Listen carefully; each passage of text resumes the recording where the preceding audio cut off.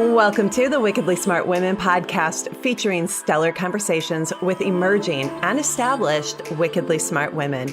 Thanks for joining us today as we celebrate the wickedly smart women who are committed, care deeply, and have the courage to take action and create change all around the world. Now here's your host, Emerald Greenforest. Welcome to another episode of the Wickedly Smart Women podcast, where we celebrate wickedly smart women and provide our listeners with a wealth of wisdom, along with immediately actionable steps to be smarter, spunkier, and more successful in their impact and their leadership. This is your host, Emerald Greenforest, and today we welcome our special guest, Karen Solomon.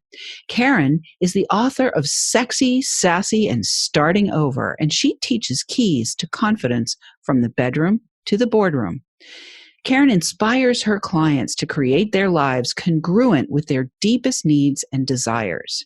Her communication style is bold, edgy, and inspires both men and women to be their authentic, unadulterated selves. She integrates a foundation as a credentialed teacher with over 2 decades providing image makeovers and relationship coaching for men and women.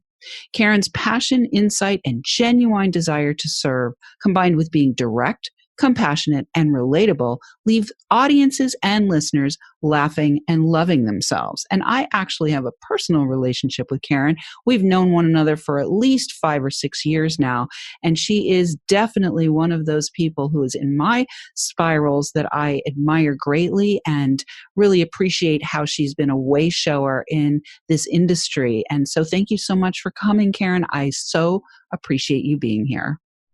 Thank you. It's always fun to be with you on any level, virtual included. Oh, nice. Well, Karen, I want to start our time together today by really talking about the calling that you have to support people in relationships, specifically those people who are maybe post-divorce, post-midlife. That's something that you really specialize in. And so I'd love to hear kind of a little bit of the backstory around how you came to be called to serve in this way. Oh, sure. Thank you. Let's see. Ever since I was 3 and tried to teach my 1-year-old sister how to tie her shoes because I thought it would be a helpful thing to know, I was a teacher. When we played teacher in elementary school, I was the teacher. When we were in elementary school, I was the teacher. Fast forward, I became a credentialed teacher.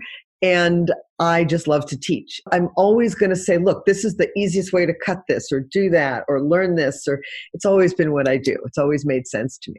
And I've also always been a student, not always an academic student, but always been a student of transformation. I mean, I moved to San Francisco from New England in the early 80s, and there's just personal development courses grabbed me. And back in 91, I did my first intimacy course. And I was a +1 of a business buddy. He said, hey, please come with me tonight. I know it's raining, but just come with me because I can't go unless I bring a woman. So I found myself in this room, and I was 35 years old. There were probably 24 people, some couples, some just gender balanced, like everybody. He said to me, it's an intimacy thing, but we'll all be fully clothed. We have to take our shoes off. So I was fully prepared for whatever, always open to know about what I didn't know. And I found myself standing in front of him, a little closer than handshake that we'd always done because we were business buddies.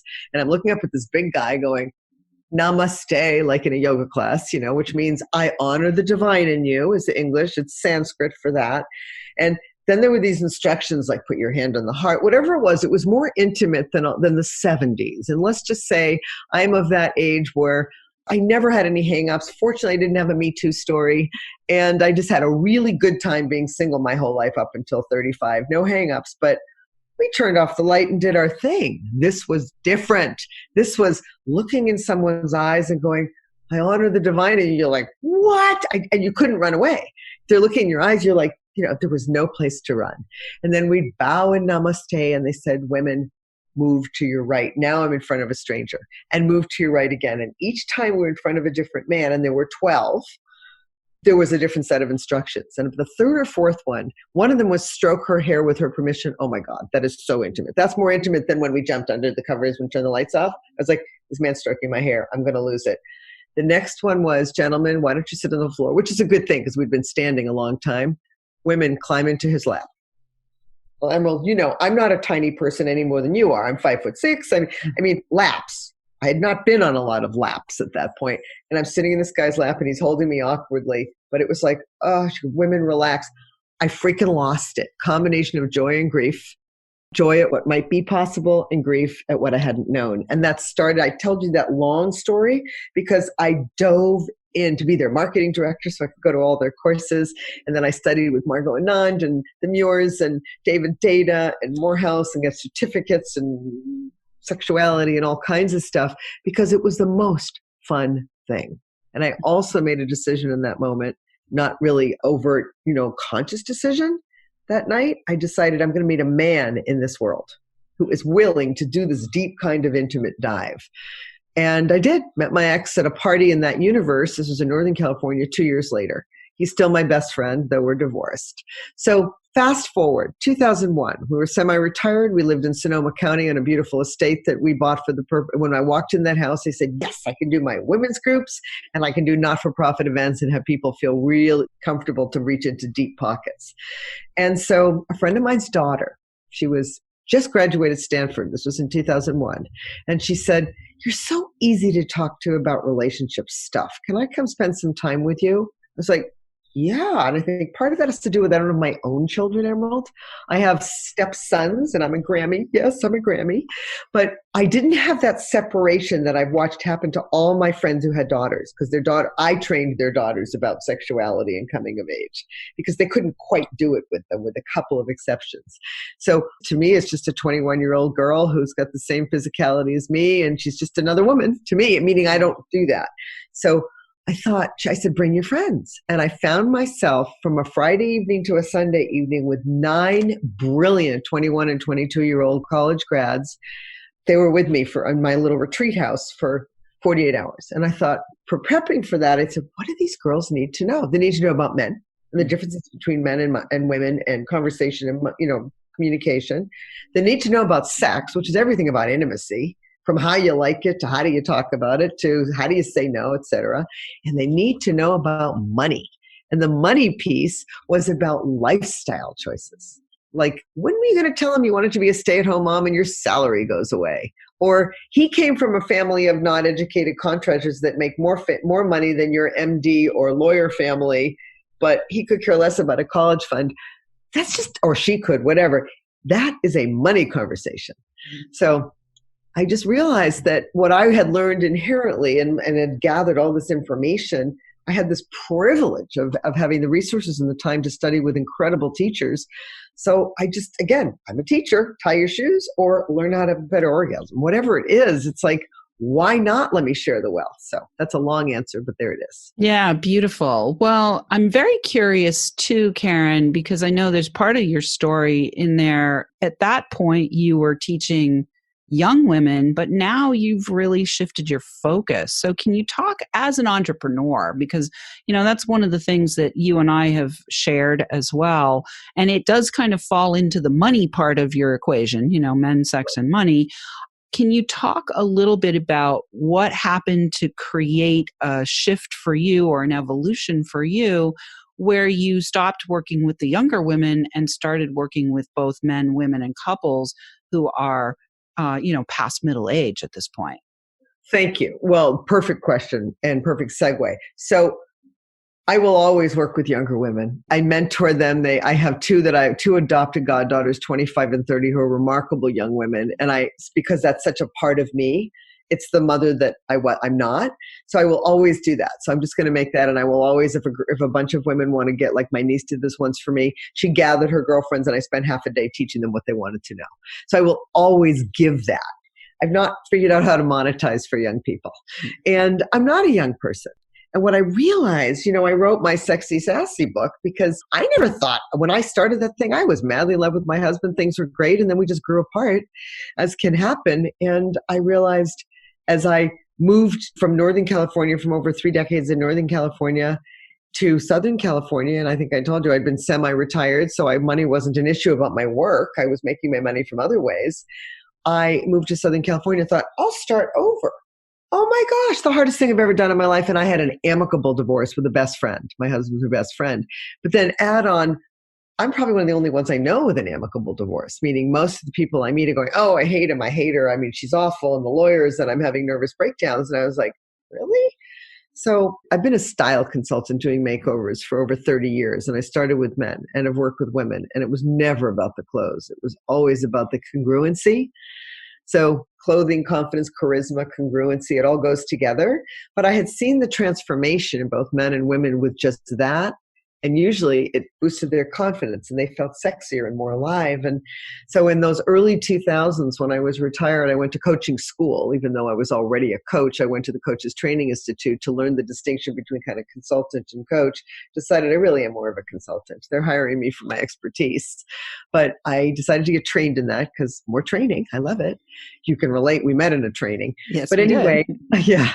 But I just realized as I was dating, oh my gosh, okay, let's talk about the obvious here. As I started dating, and I'd been so used to being around men who, like me, had taken all these relationship courses, got ourselves trained. My husband and I spent a fortune going and learning more stuff, which is why we're amicable. And I realized, oh my gosh, as I said, you heard me pitch at the New Media Summit. I said, there's a whole lot of divorced guys over 45 who know how to do business. They know how to do money. They know how to do golf, but they really don't know how to do relationship because I'm a recipient of, I meet them. It's like frightening. So it's a level of maturity, and it's learned things that they didn't know, but I know them. And it's like, I can't not teach you how to tie your shoes if I think it will be helpful, even though there's Velcro now. But, it's a question of that. And also, I think I really do believe we all have superpowers. And one of my superpowers is teaching what I know. It just is. Whether it's how to dress. Oh, no, that's disproportionate because of this, and this, and the color in your eyes. And I just know how. My mother was an artist. Actually, that's one of her paintings behind me. But I just learned it. It's inherent. And so if I can help people, because I had the privilege of studying with such great teachers, and I'm going to swing back to the word entrepreneur. Since my first freaking lemonade stand, I've always been an entrepreneur since age 7.5. I just am not able to work for other people because they do things that whatever. It's just not my thing. You can relate. I definitely can. So it's like, how do I put it together? And then I just do a meetup group that I call, Relationship Real Talk, because I was so lonely when I moved down here. I thought, let's get together with some humans and have real conversations. And I do this 2-hour thing and nobody would leave for 3.5 hours. Because they were like, oh my God, look at how it's just a facilitated conversation. Yeah, next time you're in town, maybe I'll have one and you can come. I would love that. Yeah, but anyway, did that kind of answer your question? Yeah, totally. You did great. And we are already at the break. It's amazing how quickly this goes. So right now we're going to take a break. But when we come back, we are going to talk more about both entrepreneurship as well as how you help people, the entrepreneurship that you have. But right now, Wickedly Smart Women, we would love your help. Please share our show with your lovely lady friends who you think might benefit from our content.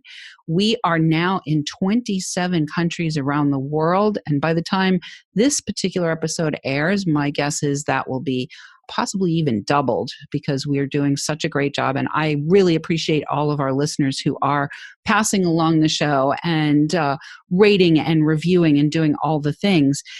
We are welcoming thousands of downloads from all over the world. And we want to shout out today to our listeners in Israel. And we will be right back with Karen Solomon.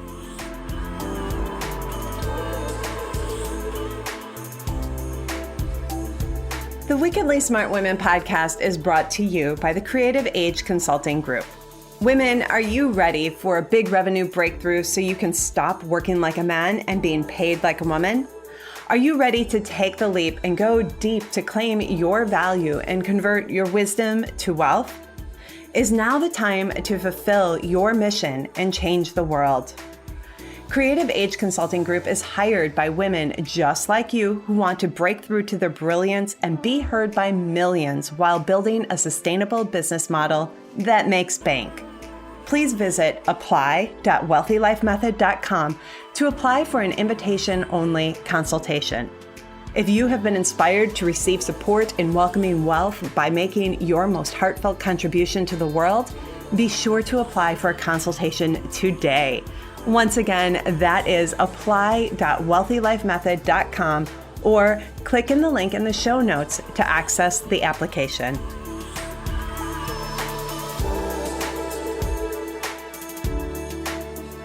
And we are back with Karen Solomon. You can find out more about Karen's books, her coaching, and her signature programs at KarenSolomon.com. We will have that in the show notes.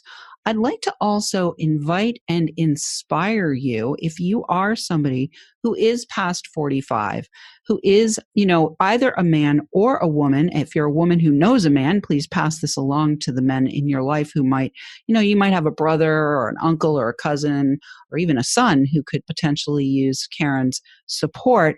Please go to KarenSolomon.com and reach out to her to have a complimentary consultation, because, a lot of people just put their toe in to get more information. The truth is, you're not going to get transformation without having the consultation. So I would love to encourage you to reach out if what Karen has to offer is resonant for you.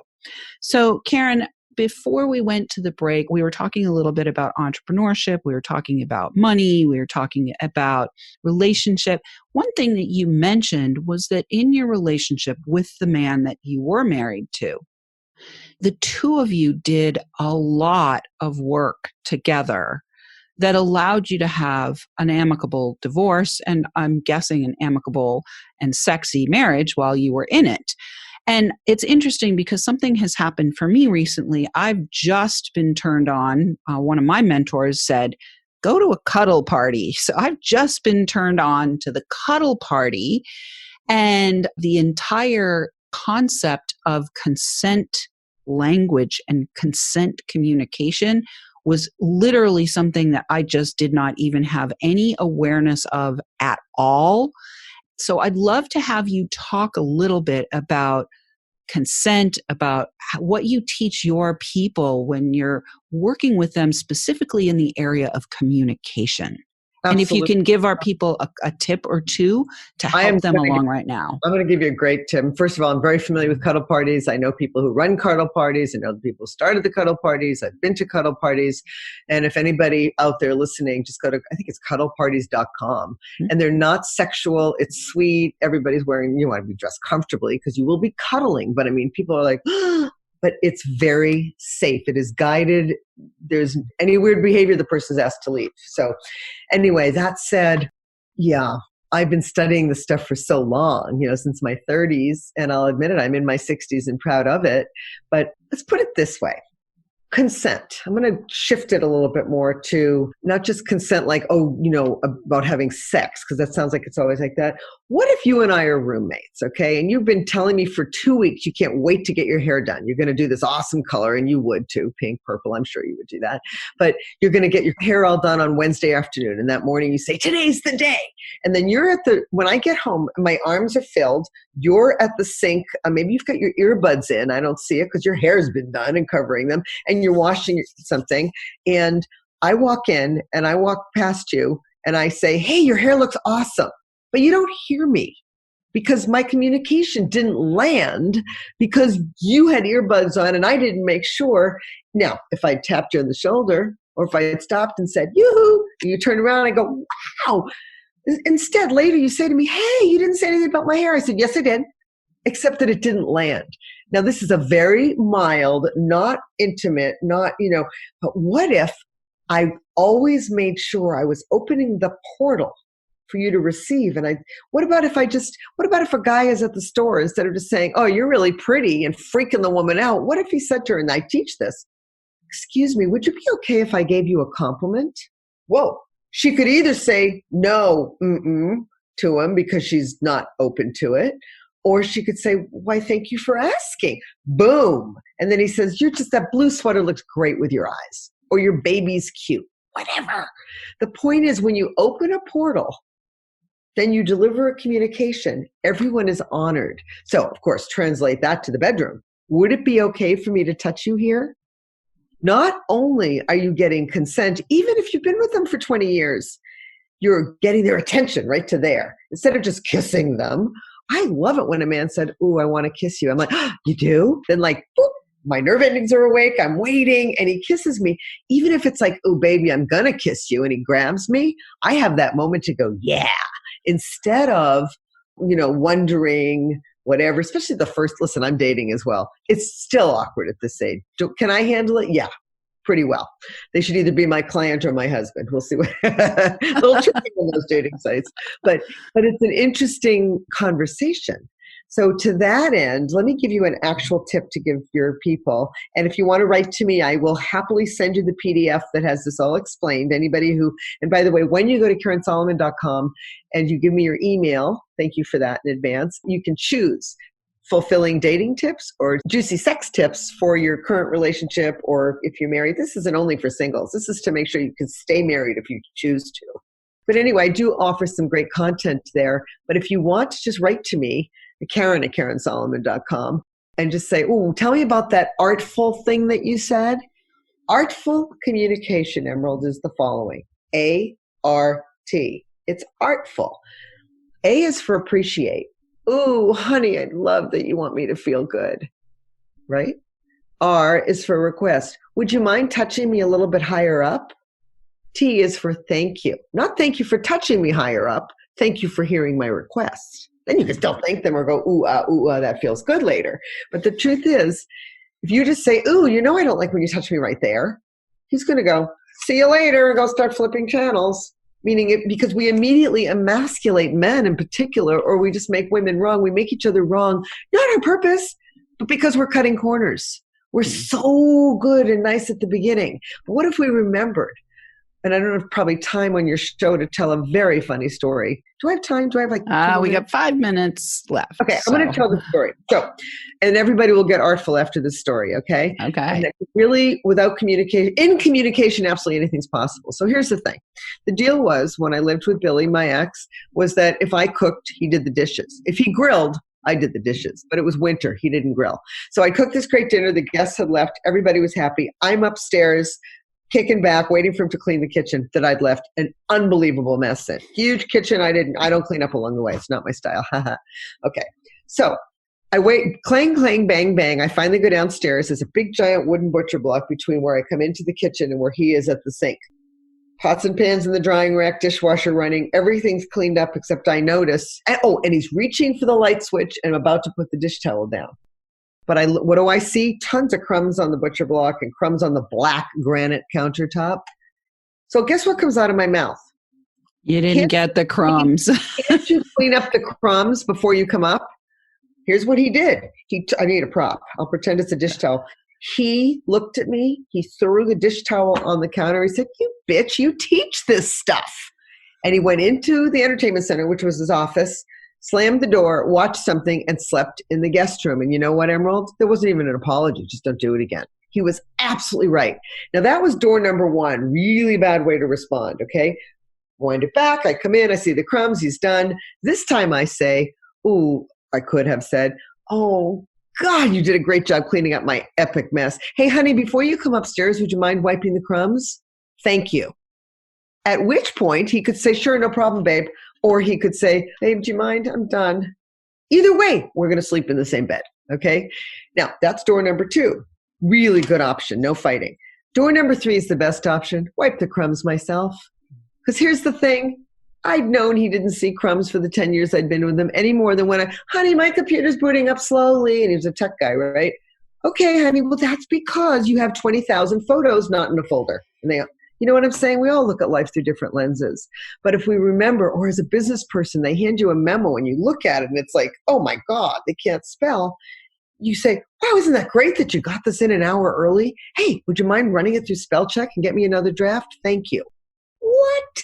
All of a sudden you're the best manager in the world, or you're the best lover, or the best wife, or the best mother. So artful. Appreciate, request, and thank. Start practicing it with, you have a kid. Start practicing it with your son, Emerald. Start practicing with colleagues. Do it at the cuddle party. "Ooh, I liked when you just stroked my shoulder. Would you do it a little higher up by my neck? Thank you." Watch what happens. It's magic. And people come back to me, super powerful people. "Oh my God, I got just what I wanted. Yeah. Beautiful. I love Kindness, that. kindness. Yeah. And what I'm also hearing there, Karen, is we can be very quick to be confrontational.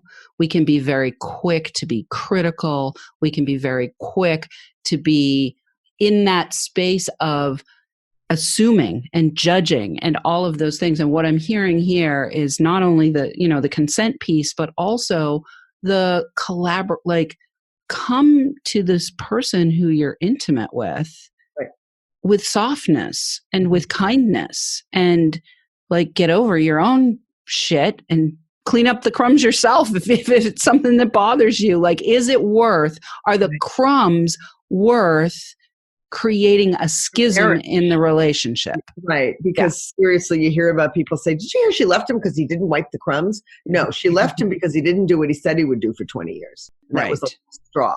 Or I'm not putting this on men. Right.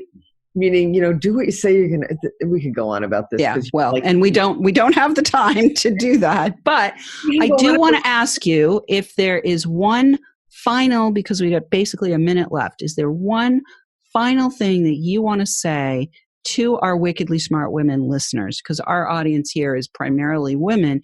Is there one thing that you want to say to the women that feels really important for you to get out before we close?